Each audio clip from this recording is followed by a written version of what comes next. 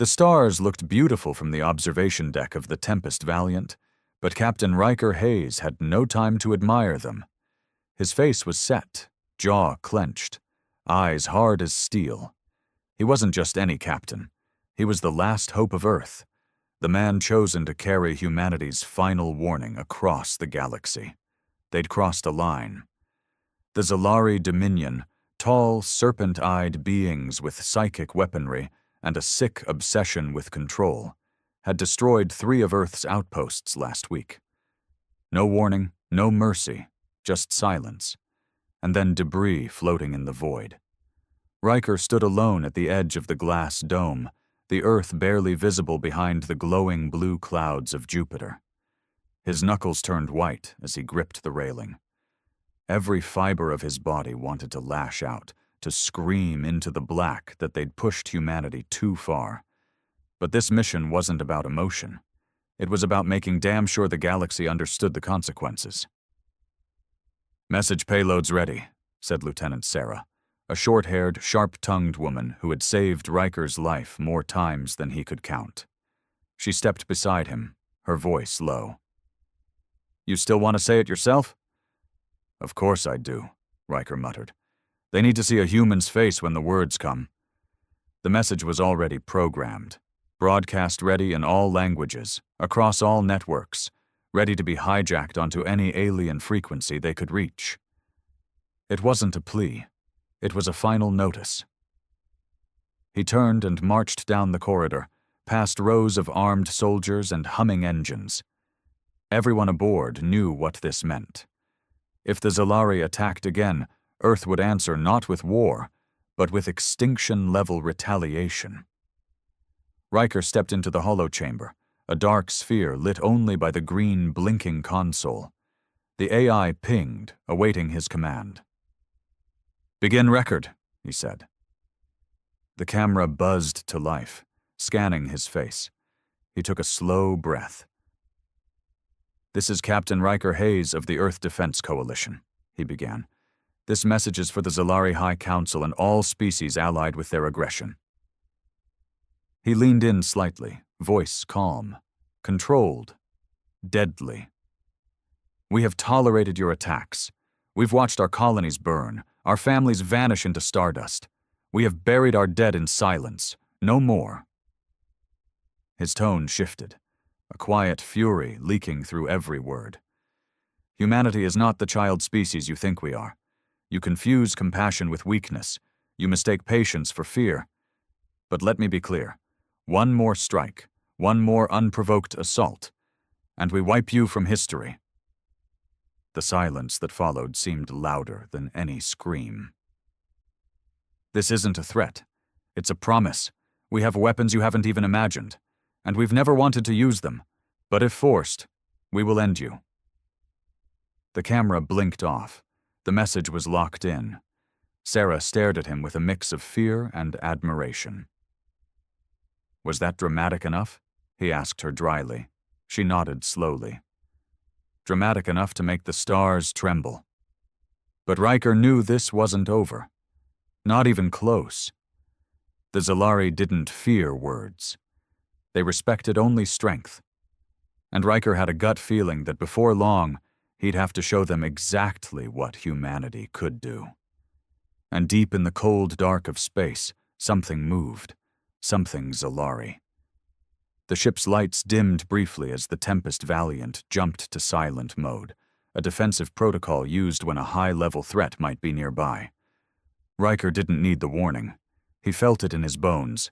Something was coming. Sarah's voice crackled through his comm. "Captain, we've picked up a shadow on the long-range scanner. It's cloaked, but it's following us. Same trajectory for the last 40 minutes. Riker stormed up to the command deck, every footstep echoing like a countdown. "It's them," he said flatly. "Zalari Scout." The crew went quiet. No one needed to ask how he knew. The Zalari never responded to messages. They stalked first, attacked second, then denied it ever happened. "Raise shields, silent pattern. No energy spikes," he ordered. "We're not giving them a reason to pull the trigger. Yet." Commander Enoch, the ship's tactical lead, turned from his console. Sir, you really think they're testing us, seeing how we respond to the message? Riker gave a short nod. They're not afraid. Not yet. They're watching, analyzing, waiting to see if we'll back our words with fire. Sarah leaned in, her voice quieter. You think they'll call our bluff? It's not a bluff. And it wasn't. Riker had seen what humanity had hidden under the ice of Europa. He'd stood inside the core of the Silent Sun weapon buried on Pluto, an ancient satellite built not for defense, but annihilation. The kind of weapon you activate only once, and only if you're willing to erase an entire species from existence. The Zalari thought they were the apex, but Earth had grown tired of being underestimated. Let them follow, he said, his voice calm again. We're heading to the drift line. Sarah's head snapped up. You mean the old battleground?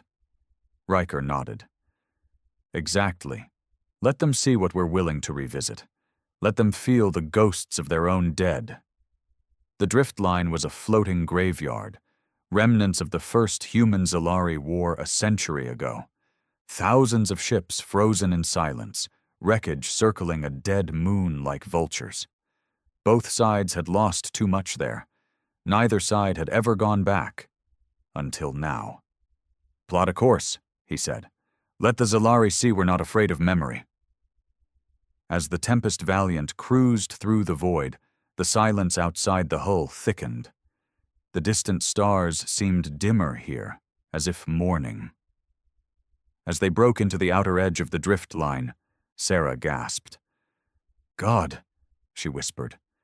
Fields of broken ships floated ahead, human and alien wreckage twisted together like dead lovers, scorched metal, frozen bodies, a drifting flag, its colors faded but still visible. The Earth Defense emblem. They weren't just entering a battlefield. They were entering a tomb. Activate external cams, Riker said.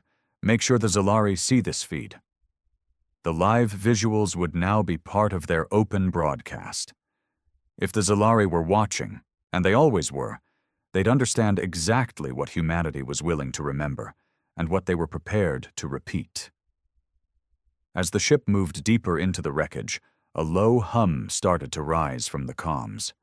Static, warped signals, voices that didn't belong. Sarah's eyes darted.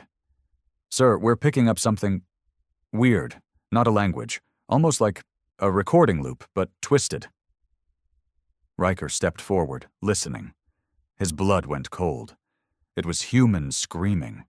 Recorded screams from the First War, played back over and over, distorted by time and interference. The Zalari were sending a message of their own. They're trying to break us with our own memories, he said. They think fear still lives here. Sarah looked at him. Does it? Riker looked back out at the graveyard of ships. Then his hand balled into a fist. Number. But something else does. He turned away from the window and gave the order. Arm the EMP cannons, launch recon drones, and prepare the dead protocol. Enoch stiffened. You sure about that, Captain? Riker's voice was like stone.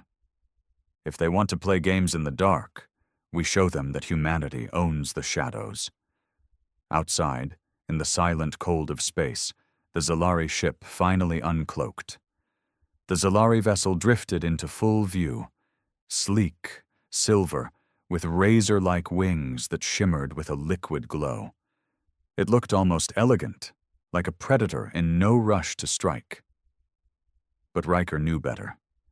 That ship was armed with weapons that didn't just destroy, they erased. Whole cities had vanished under Zalari bombardment, their molecular signatures scrambled into nothing.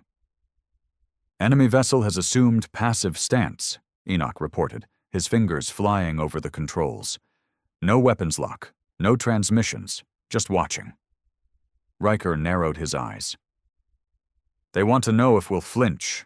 Let's show them what we've become. He tapped his wrist pad. Initiate dead protocol, blackout mode. Prep the drones for ghost assault. Sarah turned, stunned. We're activating dead protocol this early? Yes, Riker said. We're not here to fight. We're here to haunt. Dead protocol wasn't about brute force. It was psychological warfare born from human desperation during the First Zalari War.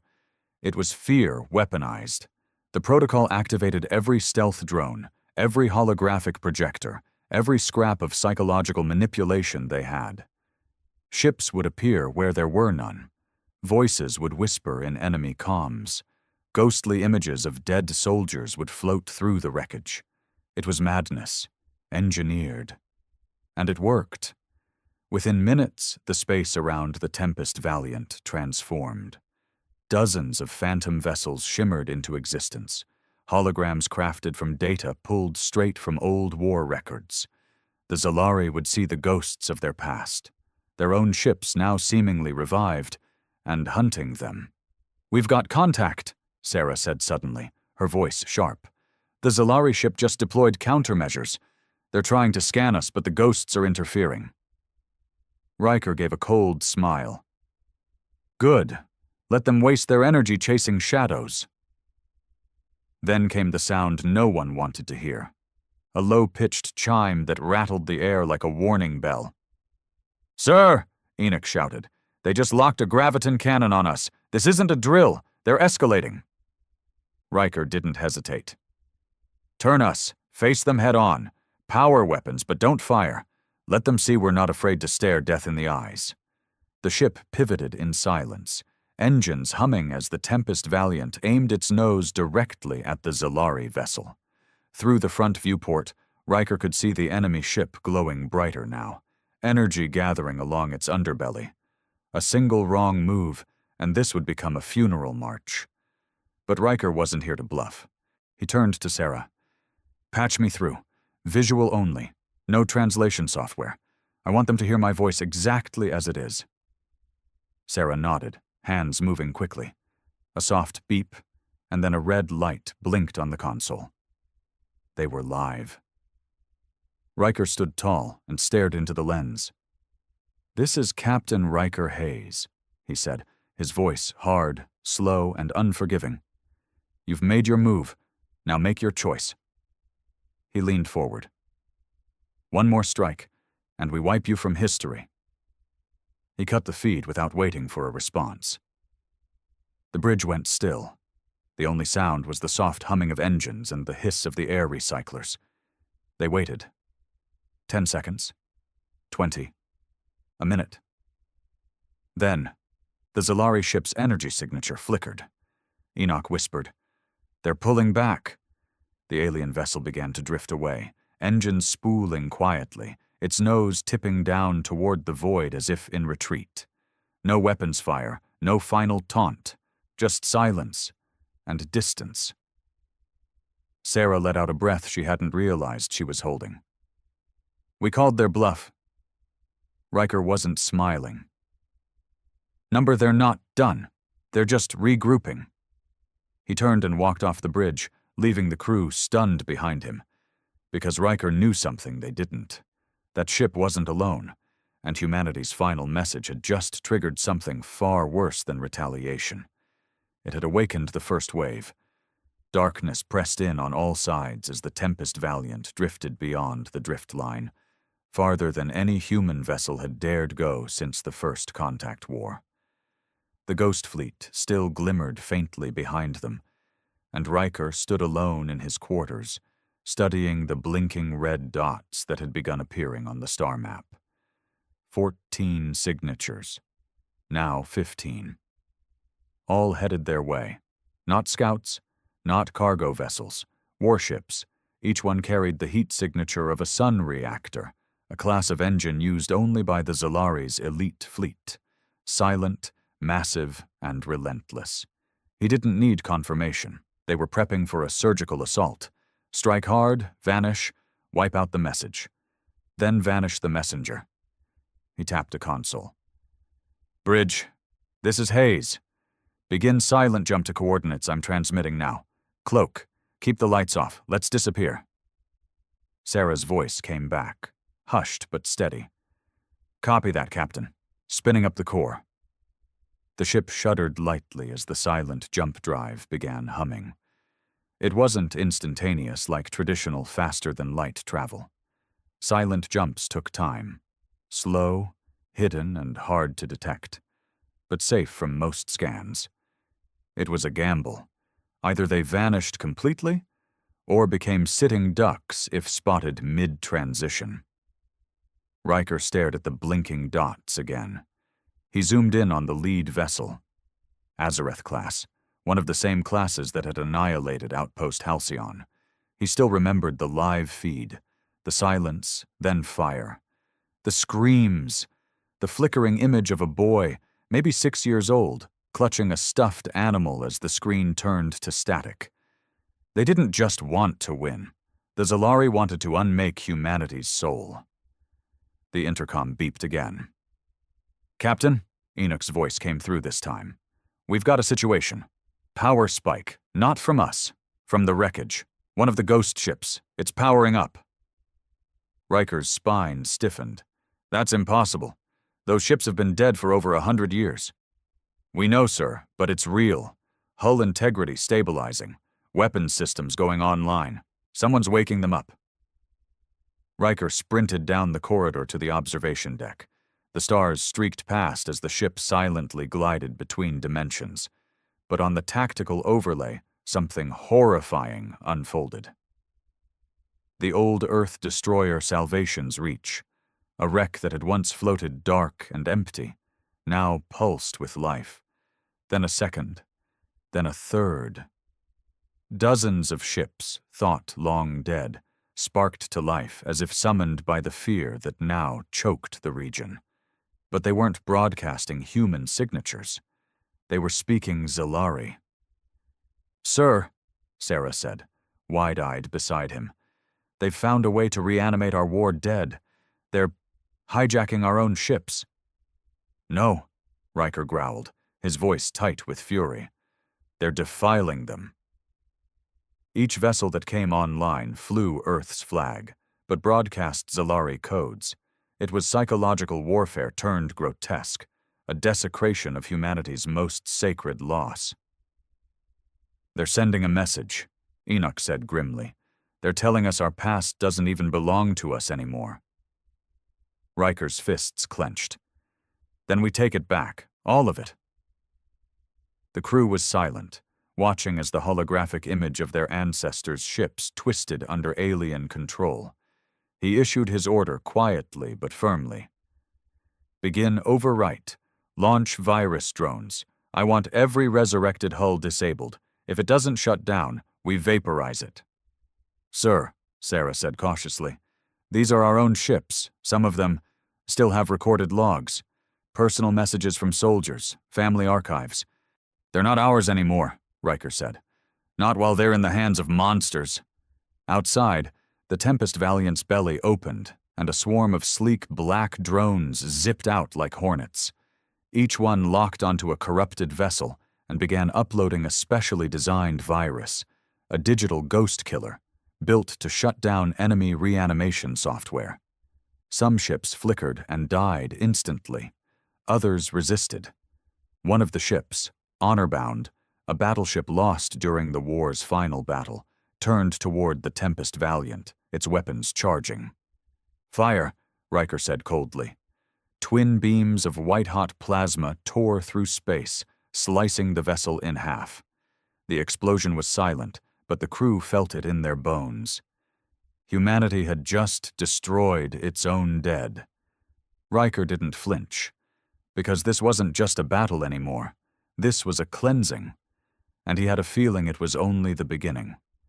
The bridge of the Tempest Valiant was silent now, not out of fear, but out of respect. On the main screen, what remained of the honor-bound drifted in two glowing halves, cooling in the void. No one said a word. Even Sarah's fingers moved more slowly over her console, as if the moment deserved stillness. Riker stood at the front of the bridge, staring at the wreckage. He remembered reading about the honor-bound as a cadet. A ship that had refused to retreat, even when outnumbered 10-1 during the final battle over Mars. The last transmission from her captain was still taught at the academy. As long as Earth breathes, we do not run.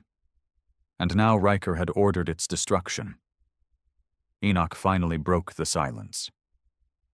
Virus net is holding, Captain. 17 enemy-occupied vessels disabled. 5 destroyed.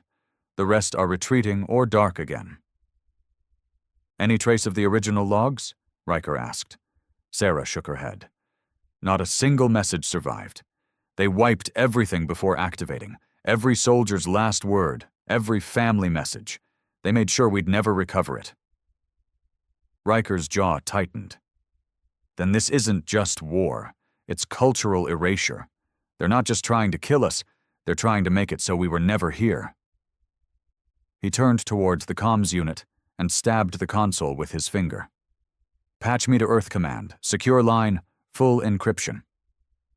It took a moment. Then a small screen blinked to life, showing the face of Admiral Lyra Stone. Her silver hair was tied back, her face hardened from years of battles most of the world never even knew happened. She didn't waste time on greetings. Captain Hayes, status? Riker didn't flinch. We engaged a forward Zalari unit. No direct fire, but they deployed psychological warfare tactics, reanimated our ghost fleet, hijacked the honor-bound. We responded. Lyra's face darkened. You fired on our own. They weren't ours anymore. A long pause. I've authorized dead protocol escalation, Riker continued, and I'm formally requesting activation of Project Ashwake. On the other side of the transmission, Lyra went still. Her lips parted slightly, but she said nothing for a long moment. Even through the screen, Riker could feel the weight settle over her shoulders. You're asking to deploy a Class Omega extinction device, she said flatly. You understand what that means? Riker nodded once. I do. So do the Zalari. They're sending more, and they're not here to fight us. They're here to erase you, Lyra finished. Riker's voice lowered. If we don't strike first, we won't get to strike at all. Lyra studied him with tired eyes. Then she leaned back and gave a slow nod. Authorization granted. Ashwake 7 is en route. ETA, 36 hours. It's in your hands now. The line went dead. Riker didn't move for a moment. The bridge crew stared at him. Ashwake 7? Enoch asked. That's not a bluff? No, Riker said. It's not. Project Ashwake was humanity's final creation, the ultimate deterrent. Not a bomb, not a virus, something worse. It was a weapon designed to erase planetary biosignatures on a quantum level. Any trace of culture, language, architecture, gone. Even memory particles scattered. It wouldn't just kill the Zalari. It would make it so their planets had never existed. And now, for the first time in history, it was being sent into battle. Sarah looked shaken. We use that thing. We become the very monsters they claim we are. Riker turned to her, voice soft but certain. Number, we become what we must to survive. The stars outside began to dim as the ship passed into deeper space, the kind of space that wasn't charted anymore. Even the AI refused to speak here. Then the warning siren flared. Unknown ship detected. No Zalari signature, no human. It's something else. Riker's eyes snapped to the screen. Out of the darkness, a structure emerged. It wasn't a ship. It wasn't a station. It was something older, vast, covered in markings that pulsed with unnatural light. It looked ancient, alien, but not Zalari. Sarah whispered, "What the hell is that?" Riker took a step forward. His chest felt cold. That might be what the Zalari are really afraid of. The structure drifted slowly into view, blacker than space itself except for the lines of pulsing red that snaked across its surface. It was bigger than any ship Riker had ever seen, too massive to be built by mortal hands, and far too old to still be functioning. Sarah's voice trembled slightly. That thing isn't on any map, Captain. No registry, no data fragments in the archives. We've never seen anything like it. Riker's eyes locked on the central tower of the thing. It was shaped like a monolith, surrounded by massive rings that rotated independently, humming with silent, terrible power. He felt something stir in his gut. Not fear, exactly, but instinct. The same feeling a man gets when he walks into a graveyard at midnight and realizes something is still watching him from the shadows. "Run a full spectral scan," he ordered. "Passive only. Don't ping it. I don't want to wake whatever's sleeping inside." Enoch already had the results coming in. His voice was tense. "Sir, this thing's ancient, possibly pre-Zalari. It's emitting a decaying radiation signature we've only ever seen in one other place." "Where?" "The silent sun on Pluto," he said grimly. "But this is older. Way older." That was impossible. The silent sun had been the last resort weapon Earth found buried during the Mars terraforming era. No one had built it. No one claimed it. It was just there, waiting. And now here was its twin, or worse, its creator. "What are the Zalari doing near this?" Sarah whispered, watching the data stream. Riker didn't answer. His mind was already racing ahead. The Zalari didn't retreat from the message earlier because they were afraid of humans. They retreated because they didn't want this, whatever it was, to be disturbed. "This isn't about us anymore," Riker muttered. "They're not trying to erase us to win a war.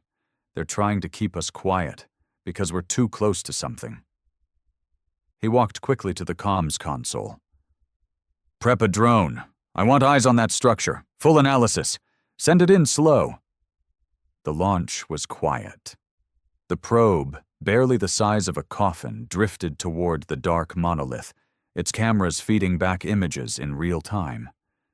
Strange carvings covered the hull. Circular patterns, star maps, even figures of creatures with too many limbs and blank, eyeless faces. Sarah's face turned pale as she zoomed in. These aren't carvings, they're instructions, a warning. Before Riker could reply, the feed snapped to static. "Signal lost," Enoch barked. "The probe's gone. No explosion, no interference, it just vanished." The bridge went deathly still. Then the whisper came. Not through the speakers, not through the ship. It came inside them. A voice, not words, but something deeper, pressed against their minds. Riker staggered, clutching the console as a sudden weight crushed his thoughts. He saw flashes. Burning planets, stars going dark, a ring of light swallowing entire systems. The voice, if it could be called that, was old. Older than war, older than life as they knew it. "You speak of extinction like you understand it." Riker gasped for breath. Blood trickled from Sarah's nose. Enoch collapsed against the wall, eyes wide, staring at nothing. "You threaten annihilation with weapons of fire. We end civilizations with silence, with forgetting." Then it was gone. The pressure lifted. Riker stumbled upright, his body soaked in sweat. Sarah, trembling, whispered, "That wasn't the Zalari." "No," Riker said. "That's what they're afraid of. They've been trying to bury this." Enoch blinked slowly, his voice hollow. "Sir, what do we do?" Riker turned back to the stars. The Ashwake device was still on its way. The Zalari fleet would return. But now they were in the middle of something far worse than war. "We changed the mission," he said quietly. "We're not just fighting for Earth anymore." Sarah stared at him. "Then for what?" "For memory," he said. "For the right to be remembered at all." Outside the viewport, the monolith pulsed once, like a heartbeat, and Riker knew humanity hadn't delivered its final message yet. But soon, it would. The darkness outside the Tempest Valiant had changed. It wasn't just cold or empty, it felt aware now, as if the stars themselves were watching with unseen eyes. Riker stood silently at the edge of the bridge, his face tight, lips pressed into a line, still hearing the echo of that voice in his mind. We end civilizations with silence, with forgetting. He'd never felt smaller than he did now, not even during his first drop onto the burning soil of Vesper Prime. This wasn't war. This wasn't even about survival anymore. It was something older, a conflict beneath history itself. And yet, he didn't flinch. He turned to his crew. "We're changing course. Plot a return jump to Earth orbit. I want us there before Ashwake 7 arrives." Sarah blinked. "We're not going to strike the Zalari?" "No," he said. "Not yet. We're bringing the message home first. Because if we're facing something that can erase us, Earth needs to know." Enoch looked skeptical. "You think Earth Command will listen? After you asked them to drop an extinction weapon?" Riker's voice was steel. "They'll listen, because I'm going to put it in the open. Every channel. No more hiding." The crew exchanged glances.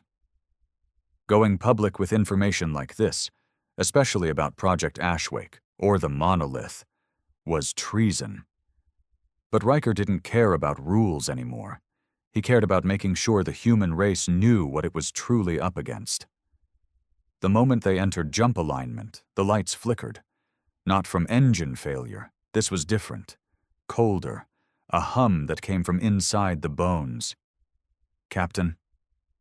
Sarah's voice was shaky now. "We're not alone anymore." The monolith was moving, not drifting, not rotating, moving. A slow, deliberate shift as the rings around it accelerated, glowing brighter with a dull red light that seeped into the fabric of space like blood into water. Then a rift opened beneath it. Pitch black, not space, not void, something deeper. "Is that a wormhole?" Enoch asked. "No," Riker said, barely above a whisper. "It's a memory well." He didn't know how he knew, but he did. They don't just erase civilizations. They trap them, pull them into whatever that is, a place where no time exists, no past, no names, just nothing. As the rift expanded, signals across the bridge lit up in chaos. "Zalari fleet incoming," Sarah called out. 10 ships minimum. They're not firing, but they're heading toward the monolith." "What?" Enoch looked confused. "They're going to it?" "They're not attacking," Riker muttered. "They're trying to stop it." The truth landed like a thunderclap. The Zalari weren't humanity's exterminators. They were its keepers. They'd destroyed outposts not to silence Earth, but to delay it. To keep humanity from finding this thing too soon. Because the moment someone found the monolith, the moment someone disturbed it, it began to wake. "We were never the target," Riker whispered. "We were the trigger." On screen, the lead Zalari ship broke formation, flashing signals in a pattern never used before. "Translate that now," Riker ordered. Sarah worked frantically. Then the translation appeared. "Human, we tried to protect your timeline. You would not listen. Now it sees you." The rift pulsed again, growing wider. A long shadow reached from it, stretching like smoke, then solidifying into a shape, a towering figure of pure darkness with no eyes, no mouth, just the suggestion of a face. It didn't move, but it watched. Not just the Tempest Valiant, not just the Zalari. It was watching humanity. A voice rippled through every screen, every device, every neuron. "Your history is loud. Your defiance remembered. So we come to silence." Alarms blared. Every system on the ship began shutting down one by one. Sarah screamed. "They're infecting the core. They're erasing our nav, our logs, us." Riker forced himself forward. "Divert all power to backup storage. Transmit our data, Earth history, fleet records, everything, to the deep archive satellites." But they'll erase it, Enoch yelled. Not before we fire it into deep space, Riker snapped. Even if we're wiped, the truth survives somewhere. The crew moved like lightning, but systems were crashing fast. Riker turned to the comms. If this is our end, he said into the open channel, then let this be our real final message. He stared at the watching void. We are human, and we remember. The shadow figure pulsed once more. Then everything went white. There was no light, no sound, no time, just silence. Then, breath. Riker's lungs burned as he gasped awake, choking on the dry, recycled air. His body was strapped into a med rig, still shaking. Everything around him was flickering, emergency lights pulsing red, warning sirens muted. He turned his head and saw Sarah slumped beside him, eyes closed, pale but breathing. Enoch was leaning over a console, blood crusted at his temple, face gaunt like he hadn't slept in years. How long was I out? Riker croaked. Enoch looked at him like he was seeing a ghost. 4 days. We thought you weren't coming back. Riker pushed himself up. His limbs were heavy, his chest a furnace. What happened? The monolith, the shadow. Sarah stirred at his voice. She sat up slowly, her voice hoarse. They didn't erase us. Not fully. Not yet. Riker's memory came flooding back. The voice, the rift, the being that called itself silence. It hadn't just attacked them, it had tried to erase their existence. But something stopped it. He staggered to the bridge, the crew trailing behind. The main screen was cracked, but still operational. Outside, space was calm again. The monolith, gone. The Zalari ships, vanished. But Earth, still there, still breathing. Status, Riker barked. Enoch wiped his face, pulling up the reports. We lost everything but one core backup. The Deep Archive satellites. One made it out. The other was corrupted mid-transmission. Sarah added. Ashwake 7 was recalled before deployment. Earth Command saw the transmission before it hit blackout. Riker, they heard you, all of it. He let that sink in. The mission hadn't been to win a war. It had been to warn humanity. And they'd succeeded. Riker slumped into the captain's chair, staring at the stars. The monolith hadn't just come for blood, it came to erase legacy, and when it failed, it disappeared into whatever dimension it called home. But it had left a mark behind. A single line of data carved into their corrupted memory banks, left like a whisper. We see you now. Sarah read it aloud, quiet. That means they're not done, doesn't it? Riker nodded slowly. Number. But now, we're not unprepared. A new alert pinged across the screen. Incoming transmission. Source, Earth Command. Admiral Lyra Stone appeared, pale and tight-lipped, her eyes sunken. Captain Hayes, she began, you've cost us every protocol, every chain of command, and revealed black-budget projects the world wasn't ready to know existed. Riker waited, expression unreadable. But, she continued, you also may have saved the entire human timeline. The Senate has issued a global disclosure order. We're no longer hiding the war. We're preparing for it. All of us. She paused. And we need leaders. The screen flicked off. Riker turned to his crew. You heard her. We're not soldiers anymore. Sarah blinked. Then what are we? Riker looked at the stars. We're archivists of existence, keepers of memory.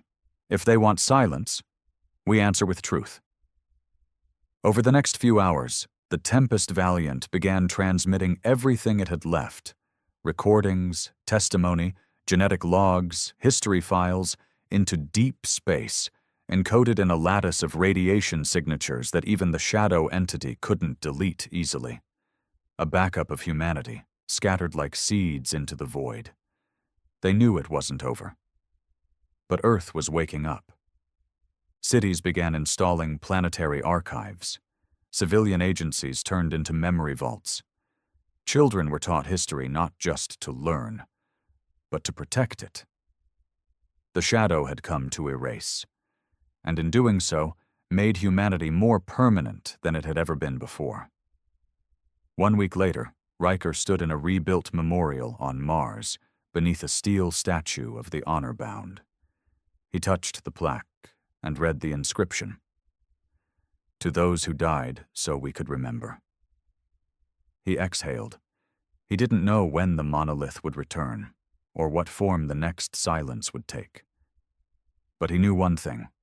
Humanity's message was no longer a threat. It was a vow. We are loud, we are flawed, but we do not forget. And if they came again, they would remember humanity, whether they wanted to or not. No one ever really thought much of humans. At best, they were considered persistent. At worst, pests. In a galaxy where most species measured history in millennia, humanity's few thousand years of recorded civilization didn't impress anyone. They were tolerated, barely, given crumbs of space territory, assigned to dead-end trade routes and backwater diplomatic posts. Even their so-called fleet was a joke, a collection of patched-up cruisers with aging tech and more rust than threat. And humans? They didn't argue. They didn't protest. They just smiled. Smiled too much, some said. But everyone remembered the incident at Dilax Prime. It started with a flare in the outer systems, an uncharted region humans had claimed for research purposes. Most species thought it was just another excuse to dig up rocks and pretend they had something of value. But the flare wasn't natural. It was a pulse, a signal, and it didn't just reach the nearby star systems. It reached the Council Core itself. The pulse carried frequencies so old, so embedded in the root layers of galactic technology, it triggered panic in species who hadn't felt fear in generations. A High Council emergency meeting was called within hours. "They're building something," hissed the Thoraxian representative, her translucent skin vibrating with tension. "It came from Human Sector 9. No authorization. No explanation. No. Respect for Council authority." The Kral Dominion's ambassador, a reptilian brute named Kolzeth, slammed his claw on the metal desk. "They are primitives. They've always been primitives. They couldn't build a proper fusion drive without begging the Saurians for schematics." Then, the room's lights flickered. Every datapad, hologram, and AI node in the chamber went dead. A single screen blinked on. It was grainy footage, unfiltered, unbranded, old. A ship. Number, not a ship. A monolith the size of a moon, dragging itself out of the shadow of a dying gas giant. Its hull was blacker than vacuum, etched with faded symbols that no translation algorithm could decode. It didn't glow. It drank light. It was older than any Council ship ever recorded, thousands of years older, possibly more, and it flew a flag none of them had ever seen. Except one. The Tralvex Archivist, a species that claimed to remember every known event in galactic history, gasped audibly. "That sigil? It's pre-Council, pre-Calorith War, pre-everything. It's forbidden." Someone in the shadows spoke. A soft voice. Calm. "We never said we were weak," the voice said. "You just assumed." A figure stepped into view on the screen. Human. Older man, maybe in his 70s, wearing no uniform, no insignia, just a faded jacket and gloves too worn to belong in a Council broadcast. "My name is Admiral Rion Ward," he said, "and what you're seeing is Vessel 7A-Nix, 1 of 12. The room erupted, shouting, hissing, vocal cords vibrating across species. The Kral ambassador demanded to know how a barely civilized race could possess ships of that size. The Thoraxian called it a bluff, a video illusion. The Tralvex archivist trembled. That ship was listed as a myth, he whispered. It was said to have destroyed the Seraphine Empire with a single orbital breach. That empire lasted 80,000 years. Admiral Ward didn't smile. We found them, he said simply. We didn't build them, but we figured them out, eventually. And you didn't tell us? A voice snarled from the council floor. Ward tilted his head. You never asked. Then the screen cut out. For a moment, no one moved. Even the air in the chamber seemed frozen. The council corps, unchallenged for over 90,000 years, had just been reminded of something it forgot. Humanity wasn't young. They were hiding something ancient. And now, they weren't hiding anymore. Panic doesn't spread through the galaxy like it does on a single planet. It's quieter, colder, like a crack in the hull of a ship, barely visible, but deadly if ignored. Within 2 standard days of Admiral Ward's message, 5 major empires declared emergency alerts. Not war, not yet, but full-spectrum surveillance on all human sectors. Trade lanes were suddenly under review. Diplomats were recalled. Ambassadors were instructed to smile, nod, and dig for answers. But Earth gave none. The humans acted like nothing had happened. No press conference, no follow-up statement, not even a rebuttal to the swirling rumors. The Council tried sending messages through official channels. Earth replied once, with a standard form, acknowledged. That was it. But underneath the silence, things were moving. Fast. On the fringes of the Eridani expanse, a border patrol from the Yulari Consortium picked up strange movement in the dark sectors.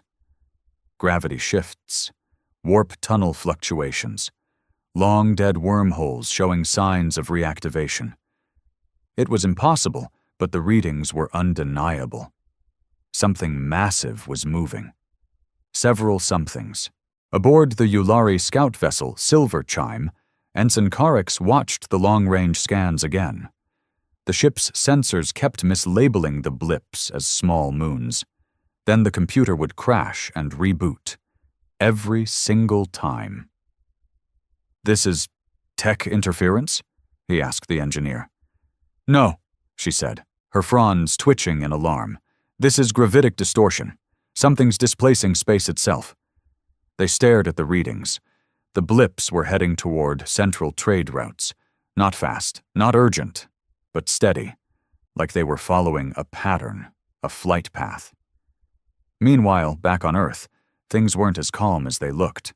The existence of the Nyx-class ships had been kept secret for centuries, not because of fear, but because of what they represented.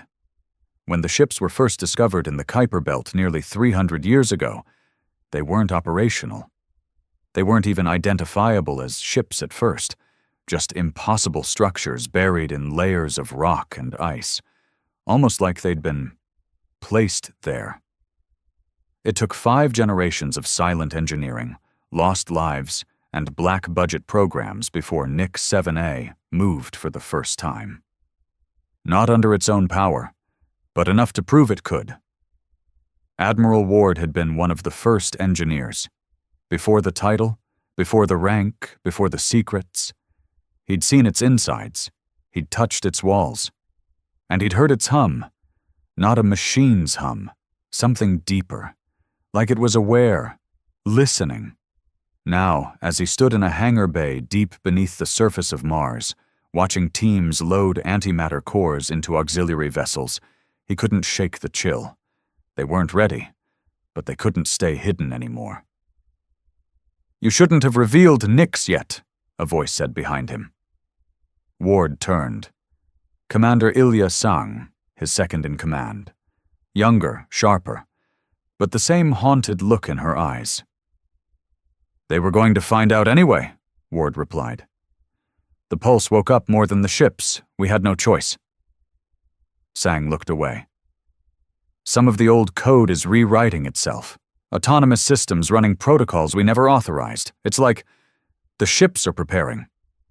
For what? She didn't answer. A low rumble echoed through the hangar. Not an explosion, more like a vibration passing through the bones of the station. Lights flickered, screens glitched, then a voice, ancient and synthetic, played across the intercom. Primary directive, asset defense, timeline alignment confirmed, engaging protocol Omega reveal. Ward's breath caught in his throat. They hadn't written that protocol. Hell, they didn't even know it existed. Did that come from Nyx? Sang asked. Ward nodded slowly.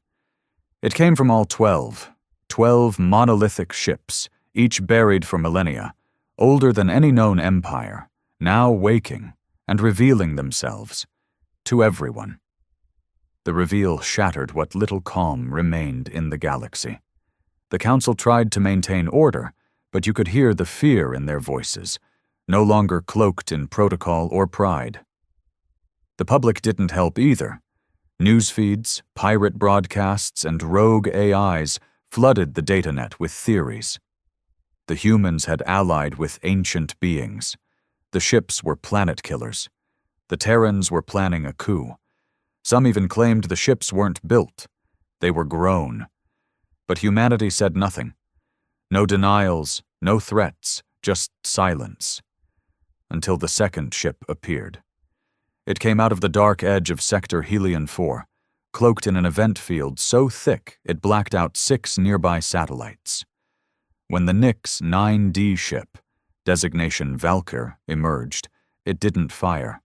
It didn't speak. It just hovered in orbit above the Yulari moon colony and scanned every structure, every transmission, every living organism. Then it moved on.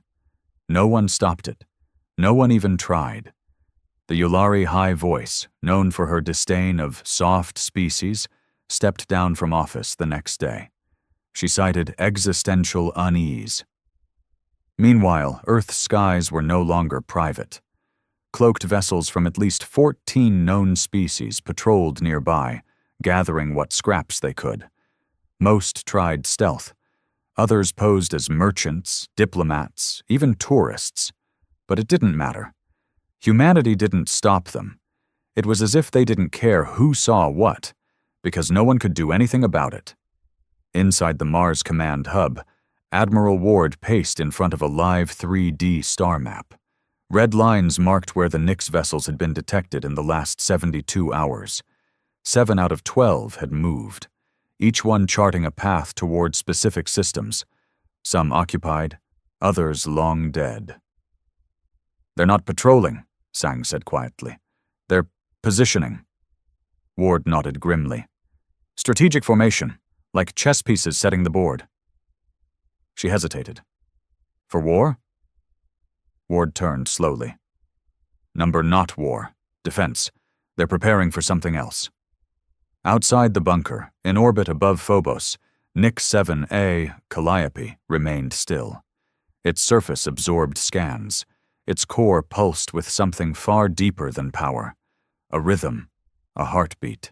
And deep inside its engine room, where even the most advanced Terran engineers dared not tamper too much, something was growing. A crystalline structure, pulsing blue-white, laced with data lines that twisted and flexed like veins. No human had ever seen it form. Until now. Dr. Nadia Vale, lead xenotech scientist, watched from a secure pod as the structure unfolded. She didn't speak. Couldn't. Her throat locked with a mixture of terror and awe. The reading said it wasn't alive, but her instincts said otherwise. Then it spoke, not out loud, not through speakers. It whispered in her head. Threat inbound. Origin. Galactic outer spiral. Entity classification. Unknown hostile. Temporal reach. Pre-council epoch. Defensive systems activating. Vale's eyes widened. Wait, you're saying something's coming? The light inside the crystal flared. Protocol Omega reveal was not to assert dominance. It was to warn the others. Defense grid must unify. Delay is extinction. She scrambled to the control pad, linking directly to Ward's console. Her message was short. "Admiral, it's not about us. The ships weren't built for conquest. They're waking up because something worse is on its way." Back in orbit, the other Nyx ships began to realign. Galactic empires once feared for their control. Now they feared for their survival. And only the humans, those underestimated, overlooked, ridiculed humans, had the keys to the last defense the galaxy didn't even know existed. Until now. The briefing room beneath Olympus Mons had never been so tense. Generals, admirals, and intelligence heads from Earth's shadow agencies sat in tight silence, some with clenched fists, others with twitching fingers against the cool steel table. At the center, a projected hollow of the Nyx fleet pulsed in eerie synchronization, like the beat of a buried titan. Admiral Ward stood with a calm that only age and buried secrets could grant. "They're not weapons," he began, nodding toward the ships. "Not in the way we thought. They're sentinels, guardians of something older than us, older than the Council, older than everything we've built." "What the hell does that mean?" barked General Romani from Earth Command. "We've been pouring black budget money into these things for 2 centuries thinking they were warships. You're saying they're part of some ancient defense system?" Ward didn't flinch. "Yes." Commander Sang took over, pointing to the shifting symbols projected by Nyx 7A. "The crystal inside Calliope, the one we've been monitoring since it formed, it's an interface. Not man-made, not even mechanical in the traditional sense. It grows, it learns, and it told Dr. Vale something terrifying. A threat is coming from outside the galaxy. Not just alien. Hostile in nature, ancient in origin, and far more advanced than anything we've seen." Another intelligence chief leaned forward. "And this threat conveniently shows up just as we finish reactivating the ships?" Ward looked him straight in the eye. "You think we control the timing? These ships woke up because the threat entered their detection range. They've been waiting, probably for millions of years. We just happened to be the poor souls holding the ignition keys when the alarm went off." The room quieted. No one had the guts to ask what the alarm meant, because deep down, they already knew. "So what do we do?" Romani finally asked. Ward turned to the star map. "We get the galaxy ready, even if they hate us, even if they fear us." "Why would we do that?" someone muttered. "They've treated us like garbage for centuries." Ward stared at the pulsing map of the Nyx vessels. "Because when this thing arrives, they'll all be dead in weeks if we don't. Every single species, every planet, every empire. We're not protecting them because we owe them anything." He paused. "We're protecting them because we're the only ones who can." Far across the stars, aboard a Kral Dominion dreadnought near the Ruel Expanse, panic was setting in. The dreadnought's scanners had just recorded an impossible reading.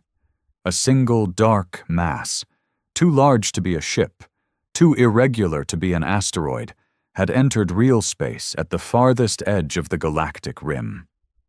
It didn't move like anything known. It didn't follow warp lane laws. It drifted through space like it was swimming through molasses, distorting everything in its wake. It sent no messages, no signals, only a low-frequency pulse, a groan, like metal tearing through the soul of the void. Captain Dresk of the Kral forces leaned toward his sensor chief. "Run that pulse through every database." "I did," the sensor chief said, scales pale with fear. "It matches the old codes from the Tomb of Stars, from before recorded time. Before the Council," Dresk stiffened. "You're saying it's real?" The chief nodded. "It's not just real. It's moving toward us." Back on Mars, Ward received the transmission from the Kral dreadnought.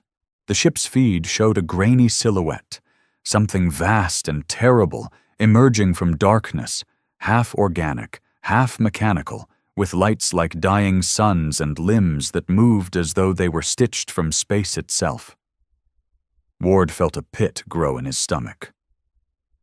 "This is it," Sang whispered beside him. "The thing the Nix ships were built for." Ward didn't reply. He just opened a secure channel to the Council. He didn't bother with diplomacy this time. "This is Admiral Ward of Earth. You wanted the truth? Here it is. An ancient threat is coming. We don't care if you trust us. You're either going to help us stop it." He paused, letting the signal catch across the stars. "Or you're going to die scared and alone." The transmission ended. The galaxy had mocked humanity for centuries. Now it waited for them to act, because now Earth was the last hope standing between life and annihilation. The Council didn't respond immediately. For nearly 12 hours, Admiral Ward's message went unanswered. But the silence wasn't empty. It was full of movement, panicked communications between empires, hidden data leaks, and a flurry of unmarked ships rerouting from leisure worlds to fortress systems.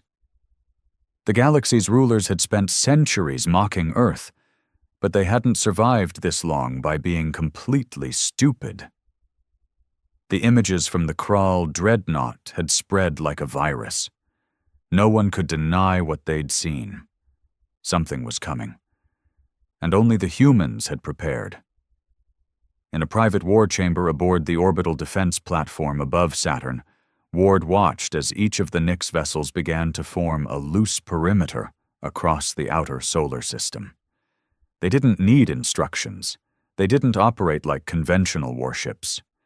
Their minds, if that's what they had, were focused entirely on one thing: the incoming threat. Commander Song entered the room, eyes bloodshot from hours of non-stop coordination. "Fleet Command reports 37 unauthorized vessels approaching Earth space, mixed class, Council and Dominion craft.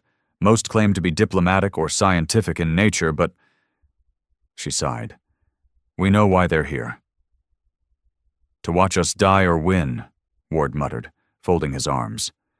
"Or steal tech if we fall," she added. Ward turned to her with a grim half-smile. "Let them come. If this thing makes it past the Nix line, there won't be a galaxy left for anyone to fight over." Song didn't answer. Her eyes flicked to the live feed. Nix 9D. Valkyr had just stopped moving.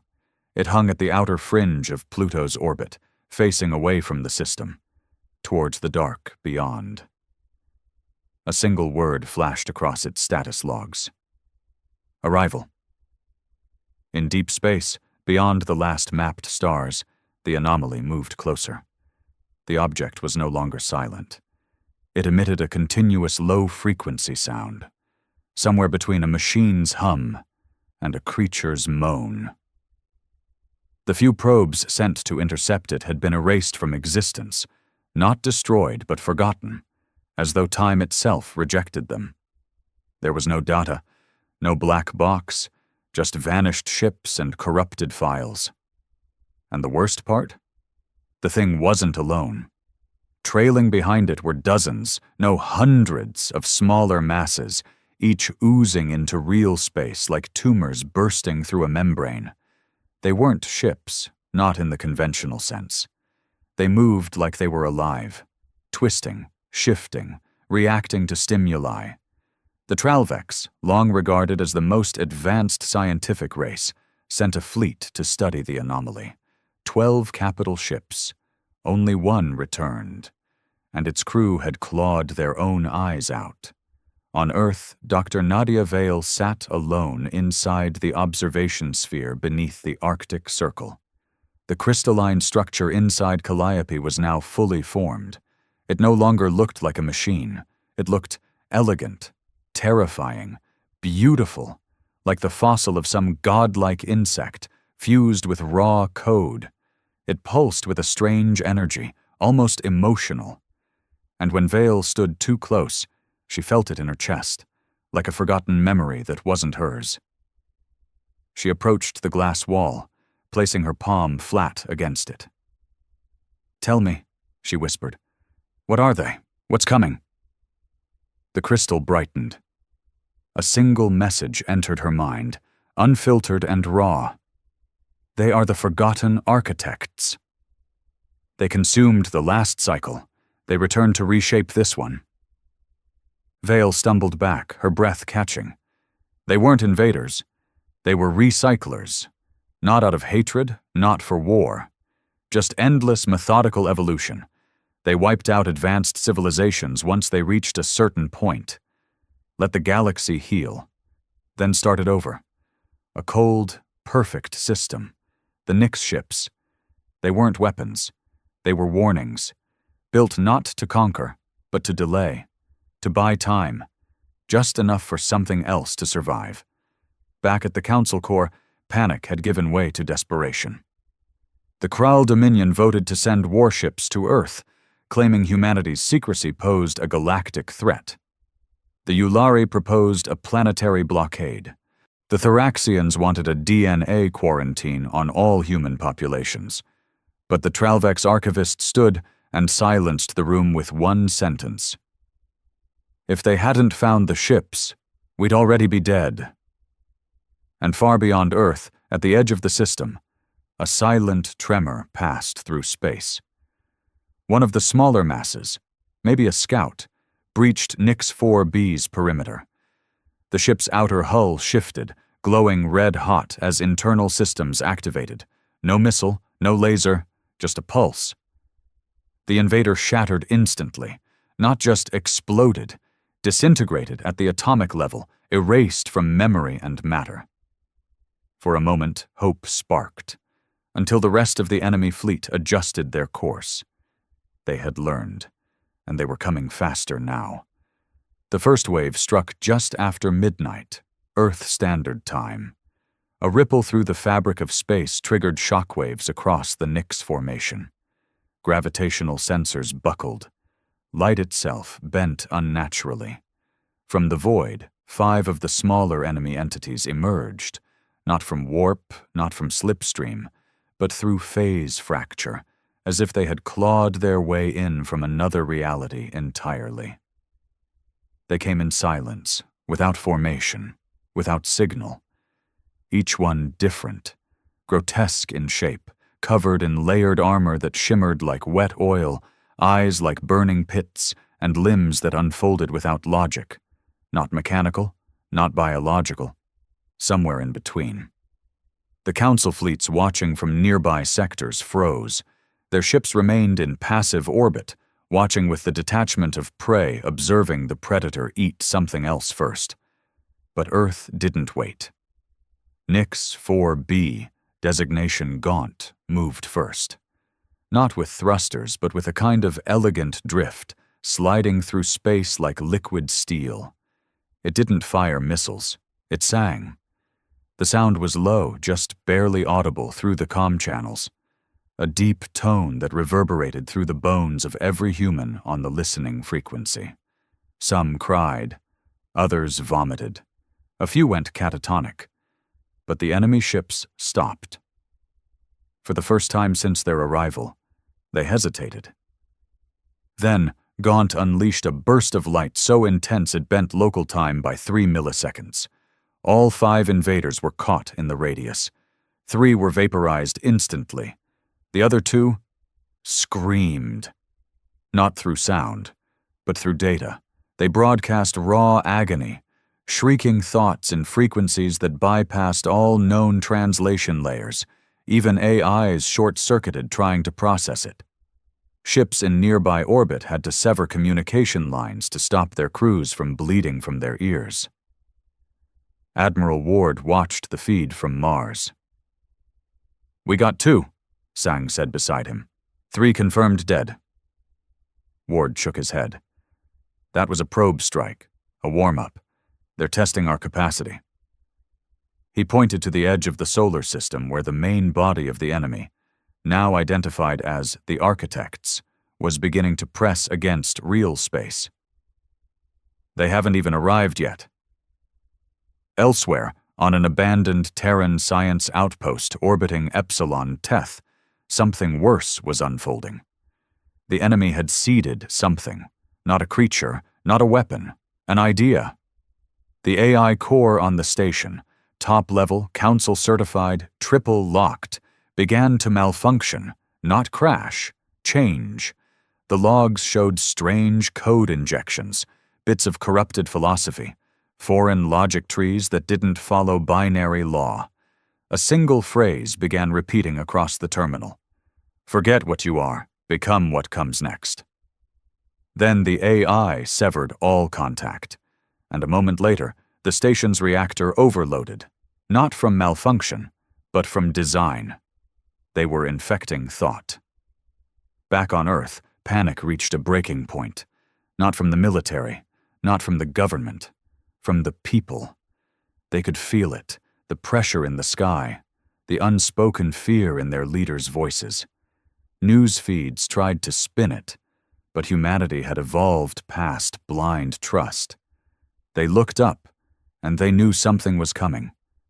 And for the first time in generations, humanity didn't feel like the underdog. They felt like the final defense. The broadcasts began flooding in from other species. The Tralvex sent word they were deploying 3 research arcs to Earth orbit to assist with strategy. The Kral Dominion, pride swallowed, offered 2 of their dreadnoughts as joint strike platforms. Even the Thoraxians, bitter to the end, admitted their planetary shields were based on tech from myths tied to the Nyx vessels. And still, the enemy came. Within the crystal chamber of Calliope, Dr. Vale stared at a growing anomaly inside the ship's core.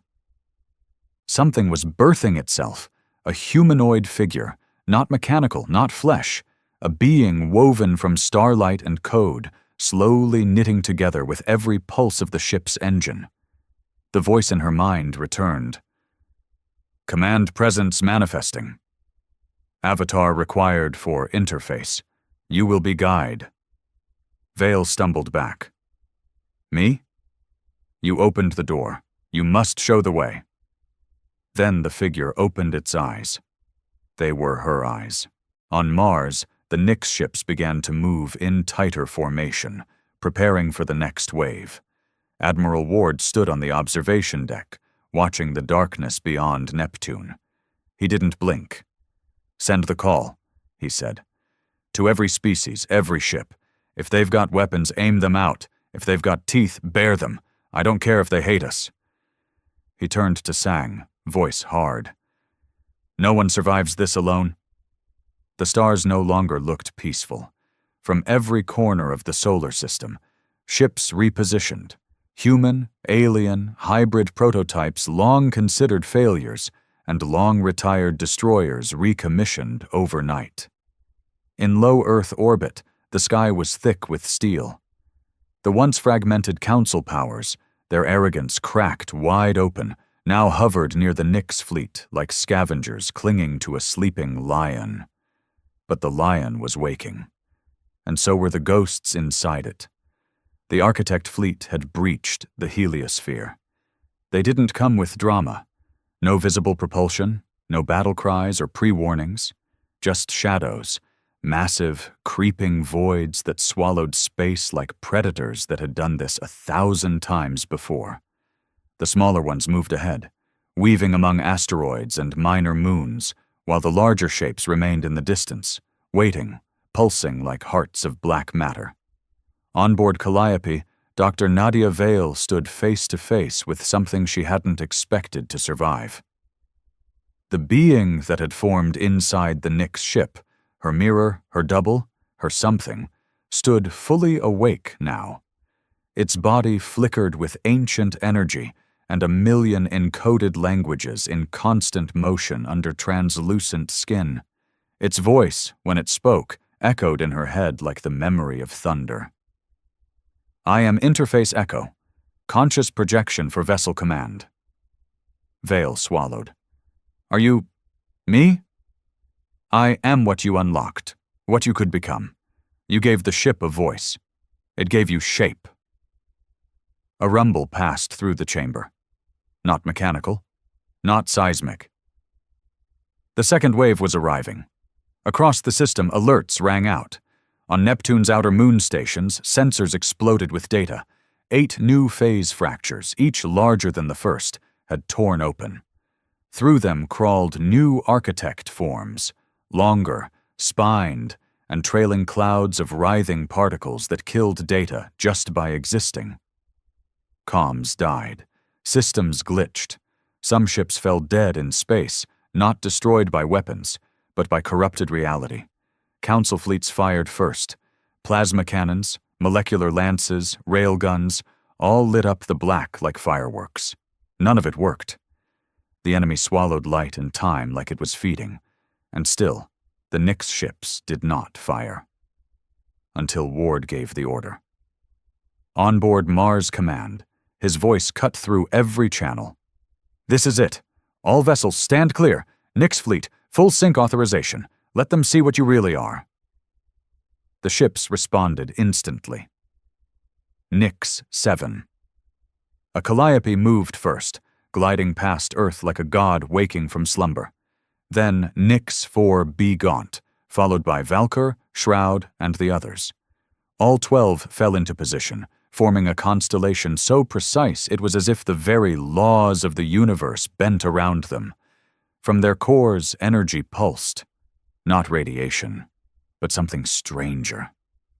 Older, symbols began forming in the air above Earth's sky, visible even to the naked eye. Not written language, but instinct. Everyone felt them, not read them. The council species fell into silence. Some wept, others prayed, and the humans, they stood taller because they realized those ships weren't made to save humanity. They were made for humanity to command. Inside Calliope, Interface Echo turned to Vale. "You are ready. Humanity is ready." Vale hesitated. To do what? The being stepped toward her, and suddenly she wasn't in the ship anymore. She was in a memory, a galaxy, burned to dust, structures drifting in space, planets sliced open like fruit, stars left bleeding. The last cycle did not fight back. Vale blinked. "And us?" The being smiled, a soft, human smile. "You will." The Architect Vanguard reached Earth's defense line. The first strike came from Nix 2C Seraph, a beam of pure information. Not destructive in the conventional sense, but corrective. It rewrote the matter of the oncoming ship, collapsing its molecular design until it could no longer exist in this reality. The Architect blinked out of existence. The others paused. That was their mistake. The Nix fleet opened fire together, not with weapons, but with truth.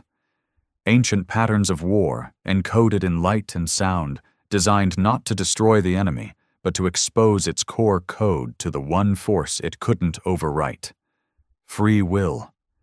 And humanity stood behind it, imperfect, brutal, chaotic, unpredictable, and now armed. The Architect fleet stopped moving. Not out of mercy, not because they'd been destroyed, but because for the first time in millions of years, they had been confused. Their logic, once flawless, now faltered. Their cycle of extermination, designed to prevent stagnation by purging advanced life, had always succeeded. Civilizations were predictable, proud, united in science, divided in purpose. They always fell the same way. But not this one. Humanity didn't act like a species at the top of the galactic ladder. It acted like a virus, like fire. Fragmented, irrational, and now, somehow, in control of weapons older than extinction. The Nix ships pressed forward, not in aggression but in defiance. They did not chase. They did not hunt. They simply held the line. 12 massive silhouettes glowing with power far beyond plasma or mass drives. They weren't fighting just for Earth. They were reversing fate. On Earth's surface, people gathered on rooftops, in fields, on beaches. The sky above had split with color, pulses of light in shapes they couldn't describe but somehow understood. The fear that once choked their hearts had been replaced with something harder, older, and far more dangerous to any invader. Hope sharpened by fury. Children held their parents' hands while news drones floated silently overhead. Soldiers in bunkers whispered old prayers. In every language, from every species watching, the same thought passed like a ripple. The humans aren't dying today.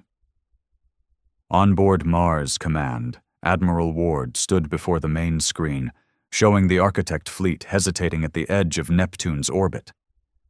Behind him, Sang was coordinating strike patterns, but even she could feel it. The tide had shifted. "They're not pushing," she said. "Why?" "They've never had to learn before," Ward replied. "They're built to consume, not adapt." He tapped a screen showing the synced Nix fleet signatures. "But we did. That's why we were chosen. Not because we were strong. Not even because we found the ships." Sang looked over. "Then why?" Ward stared into the screen, eyes heavy. "Because we survived anyway, and we never stopped fighting." In Calliope's core, Interface Echo guided Dr. Vale through the final stage of synchronization. The avatar shimmered with purpose now, fully formed, a perfect blend of ancient technology and living will. "The enemy has entered decision stasis," it said. "They are calculating survival likelihoods. We have introduced chaos to their pattern. They cannot predict us." Vale nodded, her voice trembling. "So what happens now?" "We offer them a choice. Out beyond Neptune, between Jupiter's shadow and the silence of the deep dark, the Architect mind form received the signal. It wasn't an ultimatum. It wasn't a threat. It was an invitation. A new equation. One written in chaos, defiance, and flame. It defied probability. It defied purpose. It defied them. The humans had introduced a virus into their system, but it wasn't code. It was possibility. The Architects began to retreat. One by one, the smaller constructs folded out of space, disappearing through fractures so small they barely left echoes. The larger ones hovered longer, reluctant, confused. And then, like fog retreating from the rising sun, they too vanished. No final blow, no last scream, just a fading presence. And then, silence. The war wasn't won. It had been paused. But the message was clear. Humanity had earned the right to fight. 2 days later, the Council convened for an emergency summit. On Earth, representatives from every major species arrived. Not in force, not in protest, in respect. The meeting took place in Geneva, inside an old Earth structure once used for climate agreements and peace accords. It was the humans' choice, and everyone accepted it. Admiral Ward stood before them, not with swagger, not with pride, but with the quiet weight of someone who had seen extinction blink. He didn't speak long. "We didn't want this war. We didn't want these ships. Hell, we didn't even know what we had until it was too late. But we held the line." He looked around at the gathered species. "And we'll do it again, but not alone." No one objected. Back aboard Calliope, Dr. Vale stood with Interface Echo one last time. The being smiled at her, gently fading. "Our purpose is complete, until the next cycle." Vale touched the crystal core, whispering, "You think they'll come back?" Echo's final words lingered in her mind like starlight. "Not if they think you'll be waiting." And above Earth, in the vast silence of space, the Nix fleet remained, motionless, eternal, watching. 12 black giants, once buried, now awakened. Not gods, not guardians, but humanity's first promise to the stars. You will never break us again.